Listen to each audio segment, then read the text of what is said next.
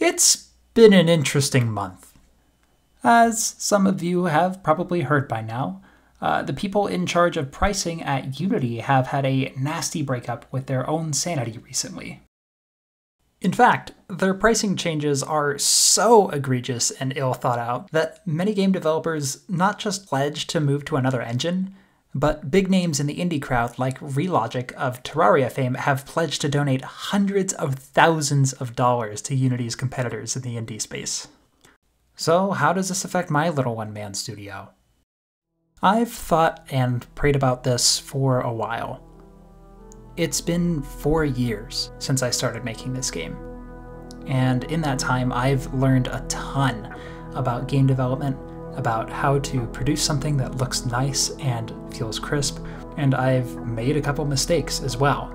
The core theme of my game is that you don't need a clean slate to make a change for the better. And I think in line with that belief, I've decided that it's worth it to switch engines. Now that might sound contradictory at first, but let me explain. Yes, it does mean I'm setting aside tons of code and custom tooling and a bunch of finished content for the game. But it doesn't mean that I'm starting over completely. I still have the story that I've built up and refined over the years.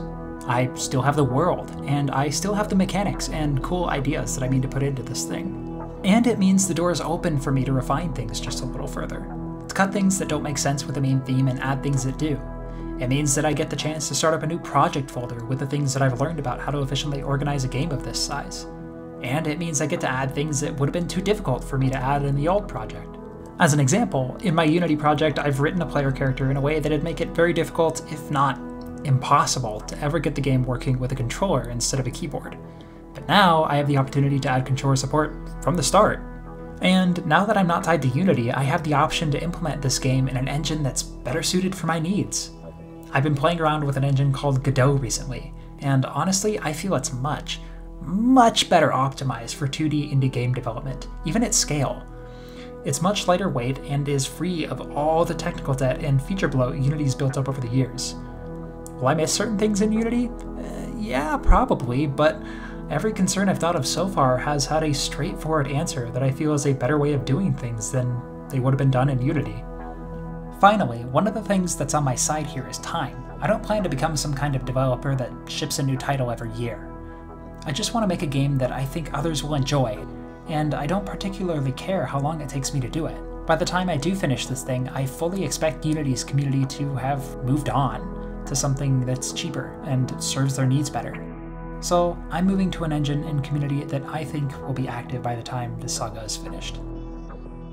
Anyway, that's all I've got for this update. If you've been with me from the beginning, thanks for sticking with me as I try to tell my story. And speaking of communities, feel free to hop aboard my community on Discord. Now's a great time. You'll get to watch the process of an experienced software developer building a game from beginning to end. And if you're a fellow developer, it's a chance to share your work as well. So what do you think about everything that's gone on with Unity lately? Let me know in the comments. And if you like this video, be sure to give it a like and subscribe to me if you're interested in more. As time goes on, I'll probably be uploading tutorials and things I discover about Godot along with my updates on the game. Anyway, hope you have a good one.